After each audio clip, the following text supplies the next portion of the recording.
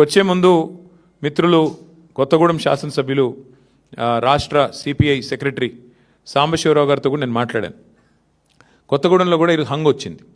అక్కడ కూడా సిపిఐకి 25 ఏదో వచ్చినట్టున్నాయి, మాకు 9దో 10దో వచ్చినట్టున్నాయి. కాబట్టి నేను వారికైతే ఓపెన్ ఆఫర్ ఇచ్చినాను.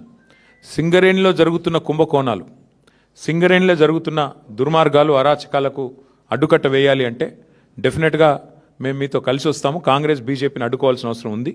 ఎందుకంటే ఈ రెండు చోట్ల కూడా అక్కడ 51% వాటా సింగరేణిలో రాష్ట్ర ప్రభుత్వానికి ఉంది, కాంగ్రెస్ ప్రభుత్వం ఇక్కడ ఉన్నది.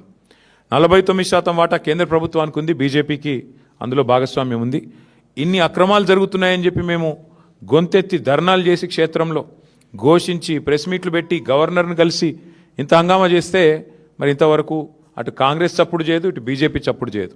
అందుకే మిత్రులు సిపిఐ రాష్ట్ర సెక్రటరీ మరి సాంబశివరావు గారికి నేను ఫోన్ చేసి చెప్పాను, మీరు కనుక తీసుకోవాలనుకుంటే కొత్తగూడెం కార్పొరేషన్ మీరు తీసుకోండి, మేము మద్దతు ఇస్తాం ఓపెన్గా అని చెప్పి కూడా వారికి చెప్పడం జరిగింది. ప్యూర్లీ ఒకటే ఉద్దేశం, సింగరేణిలో జరుగుతున్న దోపిడీని, సింగరేణి కేంద్రంగా ఉన్న కొత్తగూడెంలో తప్పకుండా అక్కడ మరి కాంగ్రెస్ బీజేపీని ఎండగట్టాలన్న ఉద్దేశంతోనే ఈ ఆఫర్ కూడా మేము ఇచ్చాము.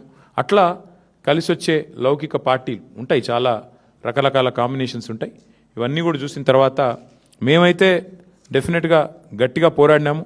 గట్టిగా క్షేత్రస్థాయిలో మా నాయకులు, మా కార్యకర్తలు కూడా బలంగా కొట్లాడారు.